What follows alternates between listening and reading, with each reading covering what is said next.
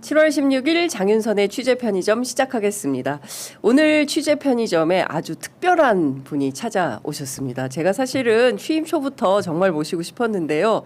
이제야 모시게 되었습니다. 최교진 교육부 장관님 저희 스튜디오에 나오셨습니다. 어서 오십시오. 네, 반갑습니다. 네. 영광입니다. 아유, 장관님 저희가 영광입니다. 저희 그 취재 편의점처럼 이렇게 작은 매체에도 함께 해주셔서 너무나 감사드립니다. 네, 저는 이 취재 편의점을 자주 보면서 여기서 많은 정보를 얻고 그랬는데 진짜요? 네, 그런데 여기 이렇게 직접 나와서 네. 말씀드릴 수 있다는 게 꿈 같은 느낌인데요. 고맙습니다. 네, 장관님 저희 프로그램 첫 출연이시기 때문에 저 까만 카메라 보시고요. 편안하게 예, 저희 애청자분들께 뜨거운 연대 인사 부탁드리겠습니다. 네, 먼저 이게 촌사람이어서 시골 출신이어서 자연스럽게는 잘 안 되는 걸 좀 이해해 주셨으면 좋겠고요. 방금 말씀드린 것처럼 저도 늘 취재 편의점을 통해서 여러 가지 정보를 얻었었는데 직접 나와서 이렇게 시청자 여러분하고 소통할 수 있게 돼서 사실 좀 제 스스로 당황스럽기도 하면서도 매우 좋습니다. 어쨌든 혹시라도 궁금해하시는 교육부 정책에 대해서 오늘 최대한 있는 그대로 좀 말씀드리고 우리가 나아갈 방향이 어떤 것일까도 같이 생각해보는 그런 시간으로 보내고 싶은 마음입니다. 네, 고맙습니다. 네, 자 뉴욕에서 노미님께서 장관님 안녕하세요. 노봉남님께서 반갑습니다. 진희님께서도 안녕하세요 장관님. 그리고 HA 중킴 8307님께서는 최교진 장관은 의인입니다. 이런 응원의 댓글들을 많이 달아주시고 계십니다. 전상수님께서 환영합니다. 어서 오십시오. 예, 자 깨어있는 민주시민 취재 편의점 애청자 여러분 모두 반갑습니다. 이런 댓글도 아라님께서 달아주셨습니다. 장관님 어느새 10개월입니다. 네. 어떻게 지나가셨어요? 10개월 와, 이 긴 시간 하루하루 어떻게 지내셨습니까? 정말 하루하루는 굉장히 길었는데 네. 10달이 벌써 됐나 싶게 정신없이 지내왔던 것 같아요. 특히 네. 제가 그 초중고 교육에 관해서는 나름대로 이제 관심을 가지고 오래 살펴봤지만 이 고등교육 쪽은 좀 아무래도 여러 가지로 부족하기 때문에 배우면서 일을 처리해야 했었고 그다음에 국정 과제는 굉장히 그 대학과 관련된 사안들이 훨씬 또 많다 보니까 그렇기도 했고 또 잘 아시듯이 우리 교육 현장에는 정말 끝없이 어떤 그 사고까지는 아니지만 요구 사항들이 계속해서 드러나고 네. 있고 뭐 이런 상황이어서 예. 하루하루는 굉장히 긴장해서 보냈는데 10달은 좀 빠르게 훅 갔다. 간 느낌입니다. 예. 빠르게 지나갔다. 네네. 예. 그러니까 저희는 주로 그 국무회의나 또 업무보고 때 장관님 이렇게 뵙다가 스튜디오에서 직접 뵈니까 너무나 친근한 느낌이 듭니다. 그 교실 안에 있는 아주 좋은 선생님하고 같이 앉아서 얘기하는 것 같은 애청자 여러분들도 그런 느낌 안 드십니까? 저는 그런 느낌이 좀 드는데요. 어제 첫 번째 이제 2차 업무 보고의 이제 첫날이었는데요. 대통령께서 3년 11개월 이제 남았다. 앞으로 3년 11개월이 더 중요하다. 이제 이런 말씀 주셨습니다. 사실 우리는 뭐 이제 국정 운영 2년 차, 집권 2년 차 이제 기자들은 이렇게 부르고 있었는데 이분은 개월 수까지 세고 계셨구나. 제가 한편으로는 약간 서늘한 느낌이 좀 들었습니다. 그러니까 해야 될 일이 개혁 과제들이 너무나 많은데 네. 이분이 이렇게 개월수까지 세고 계셨구나 싶었습니다. 장관님께서는 대통령의 그 말씀을 좀 어떻게 들으셨습니까? 대통령께서 자주 그 말씀을 하시잖아요. 그러니까 3년 11개월을 2배로. 네, 뭐 4년을 8년처럼. 그렇죠. 그러니까 이제 3년 11개월이면 7년 10개월인가요? 7년 10개월처럼 우리가 사용을 해야 실제로 국민들께서 조금이라도 체감할 수 있는 개혁이나 혁신을 이룰 수 있고 성과를 낼 수 있다. 이런 말씀을 하시는데 저희도 당연히 그런 자세로 일을 해야 한다고 생각을 하고요. 특히 이제 교육 관련해서든 AI 대전환의 시대에 어쨌든 전환하고 나서 그 시대를 이끌어가는 건 또 인재, 사람이잖아요. 그렇습니다. 그건 어떻게 준비해야지. 그런데 저출생 위기에 학령 인구는 줄고 있어. 근데 이 문제는 또 어떻게 대응해야 하지? 그리고 이러다 보니 그 지역 소멸 이야기도 또 네, 나오잖아요. 맞습니다. 이런 것들에 관해서 교육은 어떻게 대응해야 할까? 이게 굉장히 저희들로서는 하나하나 놓칠 수 없는 무거운 과제이고, 그런데 어쨌든 원래 저희가 7월 20일 날 예정이었는데 좀 늦춰졌어요. 네, 사회 업무 분야가. 보고가요. 예, 업무 보고가 예. 8월 5일로 늦춰졌는데 그만큼 더 많이 준비해야 된다. 준비할 수 있는 시간을 얻은 것 같긴 하지만 또 한편으로는 네. 매도 먼저 맞는 게 낫다고 준비한 걸 했으면 좋았을 텐데, 그런데 이제 더 타른 부처 하는 거 보면서 더 좀 자세히 잘 준비하고 현장에서 이렇게 했구나. 네. 이렇게 하면 괜찮겠네라는 반응을 얻기 위해서 한 번 더 업무 보고 자료를 점검하고 그렇게 준비하도록 하겠습니다. 네, 그 제가 뭐 이렇게 여러 경로로 취재해 보니까 세종의 공무원들이 잠 못 드는 밤이 길어지고 있다. 대통령 업무 보고 준비하려면 하여간 몇 달 고생을 해야 된다고 이렇게 얘기를 하더라고요. 하여간 대통령께서 이 공무원 이제 이 그립감은 어마어마하시다. 이제 이런 소문이 여의도까지 들리긴 합니다. 그런데 한편으로는 또 우리 대통령님처럼 네. 공무원들 열심히 해야 한다. 이거 국민을 위해서 우리가 해야 될 의무다 하시면서도 꾸준히 공무원들 잘하는 사람들 찾아서 네네. 포상해라. 가시면 맞습니다. 직접 뭐 이렇게 예. 피자라도 보내주시고 그러니까요. 이러는 대통령이 없었잖아요. 예. 한편으로는 그러니까 제대로 일하고 거기에 예. 대해서 충분히 그 보상 이렇게 인정해 주시는 것이 또 공무원들한테는 예. 굉장히 힘을 낼 수 있는 기제가 아닐까 생각해요. 그렇군요. 예. 그 이제 첫 번째 업무 보고 때 아마 이제 그 인천공항공사 사장님 엄청 깨지던 날 받은 분들 기억하실 텐데 참 말이 기십니다. 막 이렇게 해서 엄청나게 야단을 많이 맞았는데 이번에 같은 경우에는 굉장히 잘하고 계십니다. 참 좋습니다. 그리고 질문이 줄어들었다. 대통령의 질문이 그만큼 또 공직자들이 훨씬 더 작년에 비해서는 월등하게 더 많이 준비하고 열심히 일하는 증조가 아니냐 이런 이야기도 뭐 어제 청와대 관료들은 말하더라고요. 그 전체 1,295명이 국민참여단으로 신청을 했는데요. 가장 뜨거운 관심을 받은 부처가 어디냐 알아봤더니 교육부였습니다. 예, 모두 209명이 신청을 했다고 하는데요. 왜 이렇게 국민들이 교육부에 큰 관심을 갖고 있을까요? 감사한 일이죠. 예. 그만큼 또 무겁기도 하고요. 실제로 우리나라에는 그 5천만이 있으면 5천만 개의 교육에 대한 그 맞습니다. 입장들이 있고 또 대안도 있고 네. 또 그만큼 관심이 높고 예. 그래서 많이 해주셨다고 생각하고요. 어쨌든 그렇게 높은 관심을 가지고 있는 만큼 높은 책임감을 가지고 일을 해나가면서 특히 이번 국민참여단에서 주시는 저희가 아직 예상할 수 없는 그런 많은 의견들을 늘 경청해서 이것을 정책에 반영할 수 있게 최선의 노력을 다할 거고요. 네. 평상시에도 뭐 현장을 최대한 많이 찾아가서 이야기를 듣고 그것을 정책에 녹이기 위한 노력은 계속 하고 있습니다. 네. 야, 이거는 어떻게 보십니까? 최근에 이제 교육교부금 개편 문제와 관련해서 박홍근 그 기획부 장관하고 뭐 이러저러한 설전도 좀 있으셨던 것 같은데요. 그러니까 앞서 말씀 주신 대로 학령 인구는 점점 감소하고 있고 그리고 그런데 이제 교육교부금 규모는 오히려 커지면서 이게 좀 운영이 방만해졌다. 그래서 이걸 좀 줄여야 되는 거 아니냐. 이제 이런 그 비판이 있는데요. 장관님께서는 어떤 입장이십니까?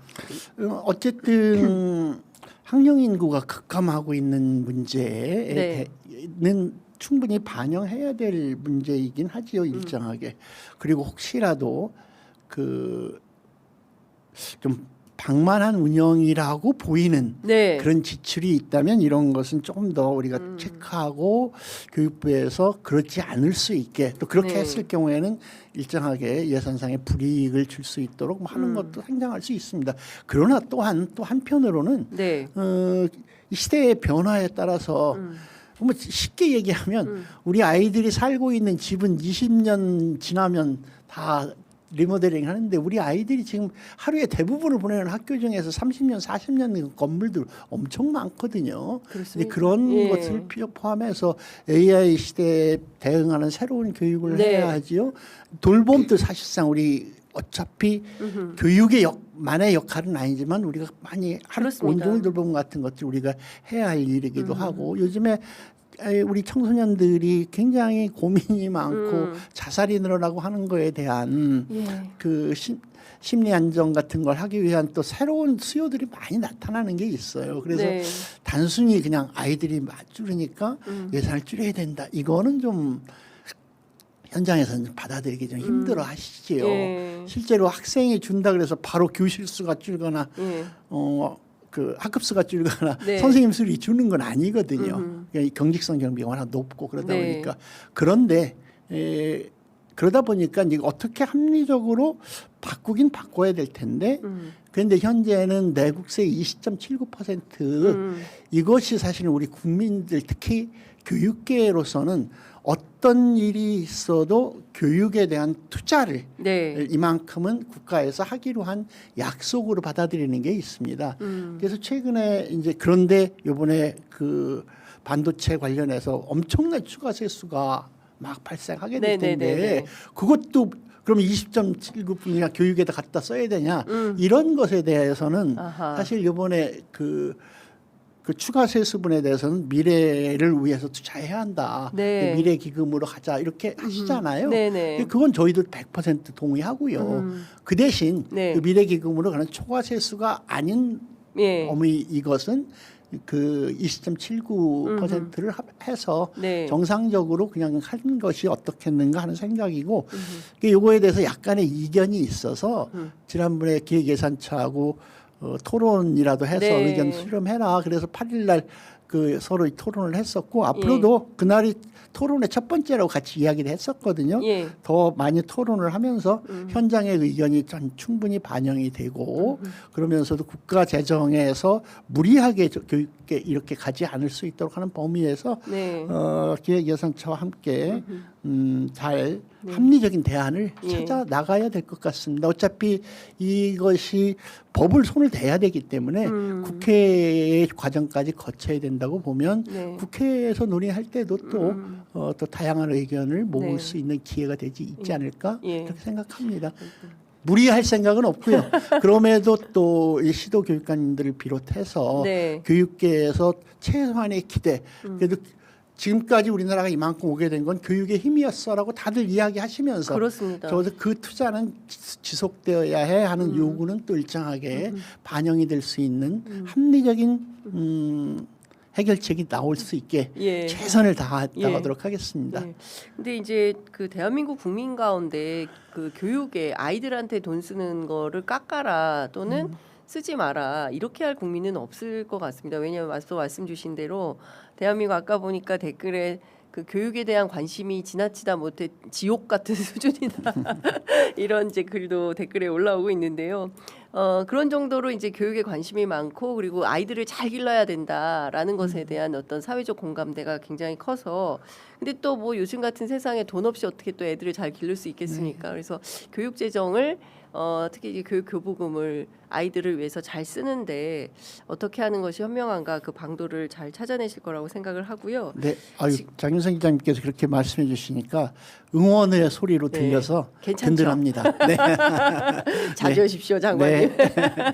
저희가 응원을 담뿍 담아서 드리도록 합니다. 자, 저는 굉장히 궁금했습니다. 이재명 대통령 그 후보 시절부터 서울대 10개 만들기 프로젝트를 추진하신다고 해서 이거 어떻게 하겠다는 거지? 궁금하다. 그리고 서울대 10개가 만들어지면 그 산적한 대한민국 교육 문제, 교육대 개혁이 될 수 있는 걸까에 대한 이제 그 궁금증이 있었는데요. 실질적으로 지금 그 한 10개월 정도 역할을 맡아주셨는데 서울대 10개 만들기 프로젝트는 지금 어느 단계에 와 있습니까? 먼저 저도 사실 그 처음에 서울대 10개 만들기 이거 이 얘기를 들으면서 굉장히 기대했어요. 그냥 일반 국민으로 예. 기대했던 것이 맞아. 전국에서 열심히 공부하고 소위 우수한 인재는 전부 다 서울로 가야 되고 예. 서울대를 목표로 가야 되고 이게 예. 맞아? 예. 서울대 수준의 아니 서울대처럼 이렇게 매력적인 학교가 곳곳에 있으면 네. 소위 우리 국민 국가적 과제라고 할 수 있는 국가 균형 발전 같은 그렇죠. 것들도 될 수 있을 텐데 근데 저 꿈이 어떻게 이루어지지? 네. 그랬는데 여기 이제 그 교육부의 사업이 아니고 국토 대전환이라고 하는 여러 부처가 함께해서 하면 이것이 성공할 수 있겠다. 네. 그런 생각이 들고 이 사업은 서울대 10개 만들기가 중심이 아니라 국토 대전환 사업의 교육계에서 감당할 몫은 서울대 10개다. 이렇게 좀 저희 역할을 생각하고요. 그러니까 서울대 10개 만들기라 그러면은 지역에 이제 거점 국립대에 이제 그 수도권을 빼고 나서 9개 지역에 국립대가 있지 않습니까? 예. 거점 국립대에 각 지역의 특성에 맞고 또 지역에 투자되는 기업에 맞춘 지역 성장 엔진 분야와 연계한 브랜드 단과 대학 그리고 그 대학을 중심으로 또 AI 그 거점 대학을 할 수 있도록 해가지고 집중 지원해서 그 거점 국립대를 지산학연의 중심으로 육성하고 이곳을 중심으로 인근에 있는 대학도 함께 발전할 수 있도록 도모하고요. 그리고 그것을 통해서 그 지역에 산학 일체형의 교육을 확대한다거나 그 모든 대학의 AI 기본 역량 지원 같은 걸 통해서 교육의 질을 높여 나간다. 특히 이제 이번에 그 의욕적으로 실제로 그 국가에서 하고 있는 메가 프로젝트 같은 그 범정부적으로 추진하는 정책들과 이렇게 연계하면 지역 성장을 위한 산업이 육성될 테고 인프라가 개선되고 일자리가 늘어날 텐데 그것을 보충해 줄 수 있는 첨단 인재 양성을 하는 것이 우리들의 일인 것 같고 그것을 지금 차분하게 준비하고 있다 이렇게 말씀드릴 수 있을 것 같습니다. 네. 지금 말씀 주신 것은 그러니까 비단 뭐 학교를 그냥 여기 해서 10개 만들겠다 이런 차원이 아니라 이른바 이제 대한민국의 대전환의 시대에 뭐 기업은 어떻게 그 정주 여건은 어떻게 그렇다면 거기에 들어가는 아이들 그리고 그 기업과 연계되는 또 이제 인재가 필요하니까 그 인재 양성을 위한 교육기관 차원에서 대학 그게 바로 서울대 10개 만들기 프로젝트다 이렇게 이해하면 되겠네요. 네, 그러니까 그것이 단순히 학교가 아니라 지역의 모든 것이 지역 출신이 내가 가고 싶은 대학이 지역에 만들어지면 그 대학에서 공부하고 그 대학을 졸업한 뒤에 아주 좋은 일자리가 지역에 있어서 거기로 연계될 수 있고 그러고 지역의 정주에서 살아갈 수 있도록 하는 선순환 구조를 지역별로 만들어가는 게 서울대 10개 만들기의 핵심이라고 할 수 있죠. 그러니까요. 최근에 제가 청와대 출입하는 뭐 외신 기자가 있는데 한국 사람이에요. 근데 이분이 최근에 뭐 취재를 했더니 서울대 뭐 무슨 이공계 대학에 있는 과보다 그 한양대학의 반도체학과가 커트라인이 더 높아졌다. 거기는 이제 계약학과여서 그 소위 얘기하는 이 반도체 기업으로 바로 졸업하면 바로 취직이 되게 이렇게 연계돼 있어서 완전히 이제 뭐 바뀌는 것 같다. 그래서 뭐 이런 이야기를 하더라고요. 그래서 지역에 이렇게 정주 여건이 확실하게 마련이 되고 그러면 굳이 다 그냥 서울로가 아니라 지역에서도 충분히 그러니까 그 도시의 특장점을 가지고 잘 살 수 있는 그런 나라가 돼야 돼. 그게 어쩌면 지금 대학 입시 아주 소수의 대학을 정점으로 쭉 되어 있는 이 구조를 타파할 수 있는 거의 마지막 기회라고 생각하고 이 사업이 성공되어야 국토대전환과 함께 이게 성공이 되어야 우리나라의 그 지역 균형 발전도 확실하게 할 수 있어서 있다고 생각하기 때문에 거의 모든 걸 걸고 예. 이 사업을 추진하고 있다 이렇게 말씀드리고 싶습니다. 예. 장관님도 그러십니까? 노동부 장관님 직을 걸고 어제 대통령께서 X에 글을 올리셔가지고 직을 걸고 하신다더니 예, 산재 사망 사고를 많이 줄였더라고요. 엄청나게 줄이셨다. 네. 장관님께서도 직을 걸고 네. 네, 서울대 10개 아유. 만들기 프로젝트를 성공시키겠다 이런 말씀 드린 걸로 하도록 하겠습니다. 지금 그 중요한 것은 이번에 9월부터 지역 거점 국립대 세 곳을 선정해서 1,000억 원씩 예산을 투입한다라는 소식이 들어와 있던데요. 결국에 이게 좀 이제 좀 이게 일종의 이제 시작점이다 이렇게 봐야 되겠습니까? 네, 네. 우선 그 지금 그 이번에 메가 프로젝트도 발표되고 그랬는데 네. 어쨌든 그 집중 그러니까 단순히 그러니까 예산 지원의 문제는 아닌 것 같고요. 네. 어쨌든 그 기업이 필요로 하는 우수한 인재를 아까 말씀드린 것처럼 양성할 수 있도록 준비하고 네. 이것이 제대로 되기 위해서는 그 여러 가지 제도적인 것들도 많이 보완해야 될 것 같아요. 네. 그래서 어쨌든 규제 특례 같은 것도 필요하면 만들기도 하고 네. 해서 어쨌든 그 우선 세 군데를 지정을 해서 네. 모범과 모델을 만들어 가지고 이제 확산해 나가자. 네. 근데 아무래도 그 예산의 문제라든가 이런 게 있어서 우선 세 군데부터 네. 시작한다는 취지로 가고 있는 거죠. 그렇군요. 그 뭐가 저 성공의 핵심 지표가 되겠습니까? 서울대 10개 만들기 프로젝트에 이 정도 하면 이거는 성공이다. 그 지표가 될 만한 건 뭐라고 봐야 되겠습니까? 사실 그 실제로 이게 진짜로 일정한 시간이 지나서 네. 이게 성공했나 이런 거 보려면 그 대학이 그러니까 이 거점 대학이 학생들을 잘 가르칠 수 있는 네. 최고의 강사진, 우수한 교수진을 확보할 수 있나 예. 하고 있나 예. 그다음에 그 지역에 실제로 거길 졸업하고 가고자 하는 유수한 기업과 예. 실제로 모든 것들을 공동으로 협업이 이루어지고 있나 공동 연구라든가 네. 이거는 그러니까 꼭 대학생만이 아니라 그러니까 대학교 재학생뿐만 아니라 실제 현업에서 일하고 있는 분들도 필요하다면 대학과 연계해서 네. 그 학업을 계속하기도 하고 이런 것 그다음에 대학의 교육과 연구 경쟁력을 강화하는 일 그다음에 무엇보다도 그렇게 해놓으면 학생들이 가고 싶어하나 실제로 가나 선호도를 높이는 일 그렇죠. 그리고 무엇보다도 그렇게 해서 온 학생들이 졸업하고 나서 이 지역에 연계된 좋은 일자리를 취업해 나가나 네. 이것이 이제 선순환으로 연결이 돼야 되잖아요.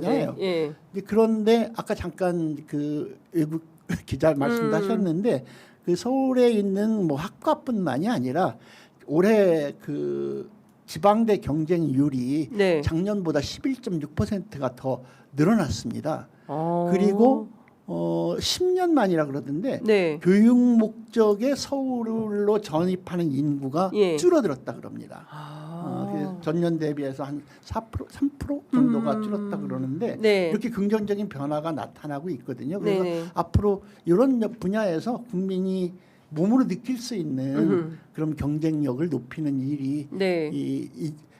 이제 시작할 앞으로 네. 이렇게 갈 거다로 이만큼 나타나고 있는데 예. 이것이 훨씬 더 체감할 수 있는 변화를 이끌기 위해서 최선을 다하도록 예. 하겠습니다. 그 앞서 이제 3대 메가 프로젝트 관련해서 저도 이제 이제 굉장히 그 관심 있게 지켜봤는데 현장에서 광노정 SK 하이닉스 대표이사가 이런 얘기를 했습니다. 그 정주 요건이 굉장히 중요한데 뭐 역대급 모두 합치면 이제 10년간 4,755조나 되는 돈이 지역으로 가는데 근데 투자를 하긴 하는데 거기 젊은 부부들이 가서 살려면 굉장히 좋은 학교가 필요하다. 예, 네. 뭐 그냥 좋은 학교 아니고 굉장히 좋은 학교가 필요하고 이제 초중고를 이야기했습니다. 대학뿐만 아니라 그러지 않으면 이거 전부 우리 그 주말 부부 됩니다. 엄마는 애하고 서울에 살고 아빠는 일 때문에 이제 지역에 가 있고 지금 사실 현실적으로 그런 데가 많지 않습니다. 세종도 초반에는 그랬고요. 그래서 이 문제를 좀 해결하기 위해서 교육부가 좀 고민하고 계신 그럼요. 어느 정도 수준의 좋은 학교를 만들어야 되는 건지. 근데 이제 우선은 저희들이 제시할 수 있는 이 정도면 되겠습니까 하는 것들이 있을 테고요. 예. 또 하나는 그 정말 좋은 학교가 필요합니다 하시는 분이 생각하는 예. 그 수준 또는 내용이 또 예. 있을 것 같고요. 예. 이제 그것을 맞추기 위해서 예. 그 뭐 그런 SK뿐만이 아니라 다른 기업들도 그런 기업들과 긴밀하게 협력하고 협의하고 있긴 한데 예. 그 삼성 같은 경우에는 예를 들면 음흠. 그 저기 아산에 삼성고등학교라고 있습니다. 아. 근데 그 자녀들이 중심이 되고 네. 그 지역 아이들도 같이 가서 예. 배우는 학교가 있는데 예. 그런 정도의 학교를 직접 운영해봤기 때문에 그 요구하고 있기도 하고 이 공립학교인가요?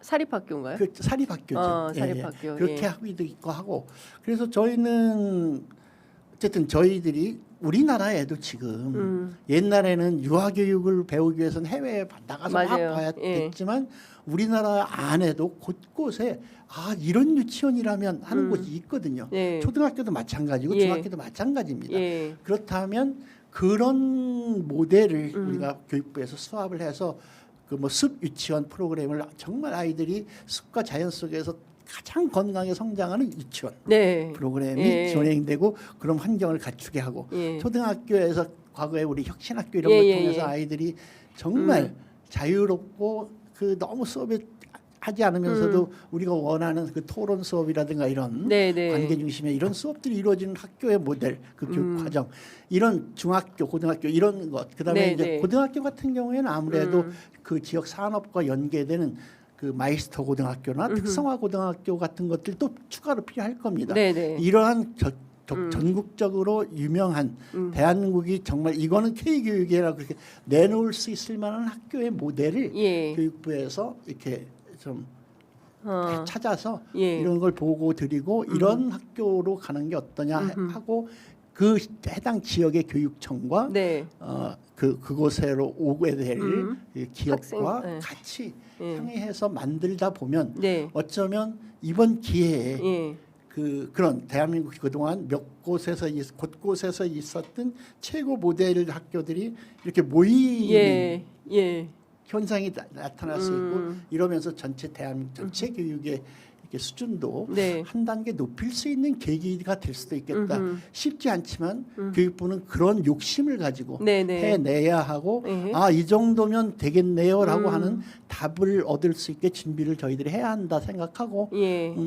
서두르진 않되 예. 그러나 충분히 예. 이야기 나누면서 예. 해 나가려고 하고 있습니다. 네. 아산 삼성고 모델이 어떤 건지 한번 저희들도 살펴봐야 될 것 같습니다. 최근에 드라마 참교육 보셨죠? 네. 제가 안민석 교육감님께 들어보니까 그 당시에 장관님께서 5화까지는 보셨다고 얘기를. 예. 어떠셨어요?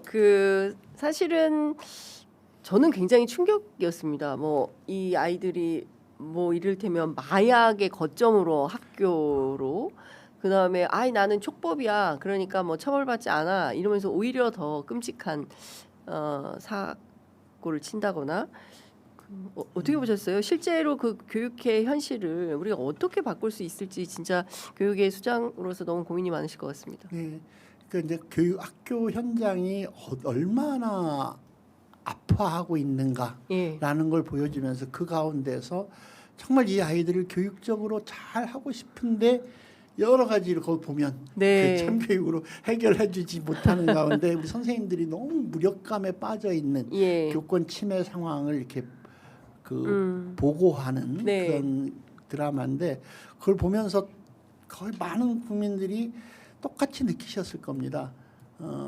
한편으로 저렇게 할 수는 없다는 네. 건 알지만 저렇게 했으면 좋겠다 시원하다 이런 느낌이 있었잖아요. 근데 어쨌든 그런 현장의 그런 문제를 고발하는 내용이다 보니까 교육부 장관으로서는 너무 죄송하고 너무 무겁고 이게 사실은 전에 그 3년 전에 서희초 선생님이 돌아가시고 네. 나서 교권을 어떻게 보호할 것인가 온갖 제도도 마련하고 한다고 했는데 여전히 이제 이런 상황은 나빠지고 있는 상황이다. 이런 것이 전국의 모든 학교가 다 그렇거나 네. 이렇지 결코 않죠. 그리고 대부분의 학교의 선생님들은 정말 열심히 잘 하고 계시고 네. 또 대부분의 학부모님과도 잘 소통하고 있고 그런데 가끔 잊어버릴만 하면 한 번씩 나타나는 각 지역의 그런 사례 하나하나가 선생님들 모두를 지치게 하고 선생님들 모두를 의욕을 놓게 하는 이게 그래서 선생님들의 정당한 교육 활동이나 생활 유도를 위축시키는 원인이 되고 있는데요. 이게 왜 이런 일이 생겼을까? 그러면 꼭 그게 다는 아닐 수 있겠지만 내 아이만을 생각한다거나 혹은 내 아이에 대해서 그 과도한 그 불안감 또 그 책임을 같이 가지 않는 내 아이에 대한 권리만을 강조하는 좀 왜곡된 인식 이런 것이 공동체 전체를 이렇게 무너뜨린 거 아닌가 하는 생각이 들고요. 그게 학교 현장에 큰 부담이 되고 있는 건 사실인 것 같다. 그런 마음으로 봤죠. 예, 그 무고성 아동학대 신고를 방지하는 법제도 개선이 좀 필요하다. 이런 교사들의 요구는 어떻게 들으십니까? 이건 선생님들의 요구는 너무 정당하다고 생각합니다. 실제로 이제 아동복지법 처음에 이렇게 도입할 때 사실은 가정에서 무슨 일이 있는지도 모르는 가운데 아이가 그 생명까지 잃어버리는 상황을 보고 정말 우리 사회가 이러면 안 되지라고 해서 아동 그 복지법 뭐 이게 이제 그때 추진이 됐었는데 그럴 때 그 사회적인 깊은 논의와 그 배려나 이런 것들은 하지 않고 아니 그게 좀 부족한 상황에서 우리 아이들이 대부분 시간을 보내는 학교에서도 그런 일이 있으면 안 되잖아 라고 하고 쉽게 했었는데 그것이 그렇죠. 당연히 학교에서도 절대로 아동학대가 일어나면 안 되죠. 그런데 아동복지법에 그 정서적 학대라는 걸 집어넣어서 이걸 악용하는 사례가 너무 많이 나타나는 거예요. 그러니까요. 아이들에 대한 정당한 교육활동 지도가 우리 아이가 기분 나빴대요. 이건 아동학대예요라고 신고하고 이게 막 처리하는 과정에서 최종적으로는 이건 그건 아니에요라고 판결이 나도 수사받고 검찰에 넘어가고 이 과정에서 선생님들은 완전히 지쳐 쓰러져 버리거나 그걸로 인해서 자살해버리는 경우까지 막 나타나고 있지 않습니까? 그래서 무분별한 무고성 아동학대로부터 교육활동이 위축되지 않게 법제도 개선은 반드시 필요하다. 그래서 그 관계부처 복지부라든가 성평등가족부라든가 법무부 등등과 지속적으로 협의하면서 적어도 그 정서적 아동학대 개념이 너무 좀 그 모호한 이런 것 적어도 교육활동에서 일어나는 것에 관해서 보호해줘야 한다는 것을 적극적으로 논의해서 어떻게든지 올 하반기 국회에서는 그걸 좀 해결해 보도록 토론도 하고 국민들께 설명도 드리고 이렇게 하도록 하겠습니다. 그 오늘 아침 한강 작가도 그 해외에서 기자회견하면서 혐오 표현에 대한 이게 더 이상 이거를 좀 바로잡지 않으면 큰일 나겠다라는 위기감을 발동했는데요. 그 배재고등학교 528 그 혐오 응원 문제가 사회적으로 정말 큰 충격을 주었습니다. 전교조에서 전국의 초중고 교사 1,109명을 대상으로 여론조사를 했는데요. 최근 1년간 학교에서 학생들의 혐오, 차별, 역사 왜곡 표현을 접한 교사가 전체 응답자의 무려 89.3%. 그러니까 90%에 달하는. 그러니까 사실상 거의 날마다 이런 혐오 표현을 이제 듣고 계시다라는 건데 그 중에서도 정치인, 역사적 인물 그러니까 노무현 전 대통령에 대한 그 비극을 조롱하거나 이런 것들이 88.9%로 가장 많았다. 교실에서 혐오가 놀이가 돼버린 이 현상, 이 정말 그 선생님이셨기 때문에 누구보다 더 가슴 아프게 느끼실 것 같습니다. 가슴 아픈 정도가 아니라 어떡하지? 이 상황 그대로 두어서는 이 아이들이 자라서 만들 사회에 희망이 있을까 싶은 근본적인 문제라는 생각까지 들지요. 이게 혐오 표현인지도 모르고 그러니까 내가 하는 말이 상대방에게 얼마나 상처가 되는지도 모르는 상태에서 그냥 놀이처럼 막 하고 있는데 이거의 원인은 많겠죠. 네. 많이 있을 겁니다. 그런데 이것을 보완하기 위해서 좀 SNS에 정말 옳지 않게 떠돌아다니는 것들이 애들이 그냥 노출되어 있는 것도 있고 이런 것을 제대로 토론을 통해서 가려낼 수 있는 그런 수업을 제대로 할 수 없는 상황도 있고 아까도 말씀드렸지만 선생님이 야 그건 아니야라고 얘기하면 이 양반 정치적으로 편향된 의식을 우리한테 주입하려고 그러네. 뭐 이렇게. 선생님 좌빨이세요? 네네 뭐 그런 이렇게 식으로 한다는 거잖아요. 그 이제 또 현대 역사에 관한 예. 역사 교육이 좀 더 강화돼야 예. 되고 이 등등등등의 여러 가지가 있는데 저는 그 모든 것은 해야 되죠. 저희 네. 열심히 하겠습니다만은 더 중요한 건 선생님들이 정상으로 그 수업을 할 수 있는 권리가 주어져야 된다. 다시 말해서 정치적 기본권이 네. 적어도 수업 시간에 교실에서 아이들에게 정치적인 자기 개인의 정치적 성향을 얘기하는 것은 절대로 막지만 예. 소위 정치적 중립이라는 이유로 정당한 교육 활동 자체가 위축되는 일은 없애기 위해서라도 예. 그 선생님들에게 그 최소한의 정치적 표현의 자유는 보장이 빨리 되어야 된다. 이거는 또 우리 대통령님의 공약이기도 했었고 예. 많은 국민들이 우려하는 건 있습니다. 네. 수업 시간에 혹시 이러면 어떻게 적어도 선생님들 그렇게 하지 않습니다. 그렇게 하지 않게 네. 수업 시간에 왜곡된 것을 하는 경우는 정확하게 예. 처벌을 한이 있더라도 많은 선생님들이 정상적인 교육 활동 속에서 정치적 표현을 할 수 있도록 예. 해주는 이것이 보장되는 것이 이 문제는 결국은 교육으로 해결해야 된다고 하면 선생님들이 교육할 수 있는 여건을 만들어 드리는 게 필요할 거다 이렇게 네. 생각합니다. 예. 아무래도 우리 장관님은 제가 보기엔 한 3시간 잡고 모셔야 될 것 같습니다. 30분 안에 해결이 다 안 되고 정말 많은 분들께서 댓글도 주시고 의견도 주시고 하시는데요. 장관님 초등학교에서요 윤리가 아니라 도덕을 좀 가르쳐 주십시오. 아라님께서 한국은 교육이 아이의 성장을 돕는 게 아니라 부모의 생존 경쟁이 돼버린 사회라서 너무나 안타깝습니다. 아이들의 심리 상담 학교에서 해줘야 됩니다. 일베 문화 초등학교까지 광범위하게 퍼져 있어요. 미디어 교육, 관점 교육, 가치관 교육이 필요합니다. 전공별로 서울대를 지역에 분산하면 집값 해결됩니다. 이런 의견 주셨고요. 역사 교육이 제대로 될 수 있게 하는 게 굉장히 중요합니다. 혐오 놀이가 일상화된 것이 도대체 웬일입니까? 이런 의견. 한국의 문제는 학교 숫자가 아니라 학벌이 계급이 되는 구조입니다.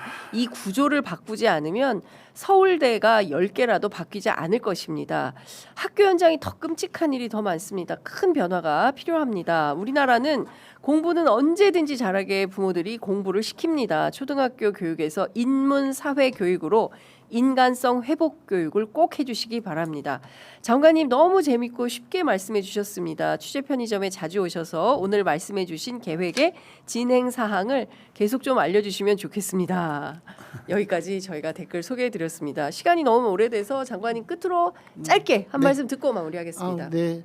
지금 이렇게 쭉 댓글로 주신 말씀 한 말씀이 다 공감이 되고 그러면서 또 숙제로 받아들이고 또 한편으로 죄송하다는 생각도 들고 그런데 어쨌든 정말 어른들께 말하고 싶어요. 우리 아이들 하나하나를 주체로 좀 봐주세요. 내 거라고 생각하지 말고 내가 가르쳐서 내가 끌고 가야 되는 대상이라고 보지 말고 그래서 전 교육부에서도 정책을 할 때 유아 교육의 정책을 한다 그러면 유아를 가진 부모의 입장보다 그 어린이의 유아의 입장에서 정책을 세워야 된다라고 생각을 하는 입장이거든요.